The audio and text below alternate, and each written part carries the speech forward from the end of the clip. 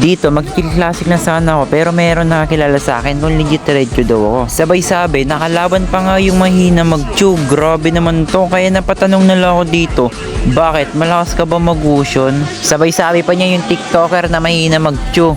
Ingay naman na ito, kala mo naman malakas. Kaya naman dito guys, pinagbigyan ko siya na kahit naman papaano, meron siyang ipagmayabang sa akin kahit konti. Pero sa totoo lang, napakabagal lang kamay na ito. Sabay trash talk niya, yan na ba yung Redcho? TikToker, pinapasok ka lang sa tore. Slow hands naman na ito guys, napakaingay. Bibigyan ko lang sana dito yung Arlot kasi lumalim. Ang kaso nga lang, na-stun ako. Tapos dito, lumabas bigla yung Gusion. Grabe, napakasakit. Sabi niya, ano yun, minions. Tapos sabi ko, swerte mo naman. At habang hinahanap ko siya, hindi ko alam. Andito na pala siya nakaabang. Grabe, napakasakit. Sabay TP. By the way guys, gusto niyo ba magkaroon ng epic skin? Like nyo lang tong video at ilagay nyo ID nyo sa comment section. At kailangan nakafollow kayo sa akin. Nawala daw yung mahina. At sabi pa niya, i-delete ko na lang daw yung page ko kasi ang hina ko daw naman. Sobrang nangyabang mo, pinagbibigyan lang naman kita. Okay, my turn. Masyado ka na kasing mayabang boy, kaya patatahimikin na kita.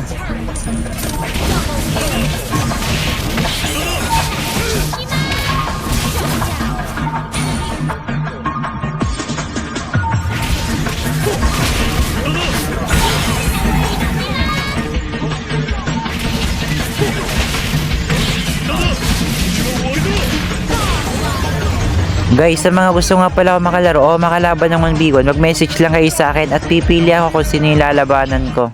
Iyabang, puro freestyle lang daw yung alam. Ikaw nga, walang bitaw eh. Dito, sakala ko, normal combo lang. Pero nagulat ako sa damage niya. Grabe, hindi na ako nakagalaw. At sa part naman na to, tingnan nyo guys, napakasakit ng Gusion niya. At hindi lang yun, tingnan nyo yung ginawa niya sa akin.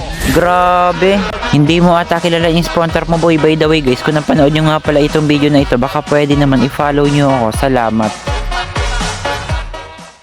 Dito mag-red buff lang sana ako at naisipan ko mag-bush trick dito at sakto delay yung labas ng mata kaya naisipan ko mag-flicker dito guys. Ayun, nandun siya.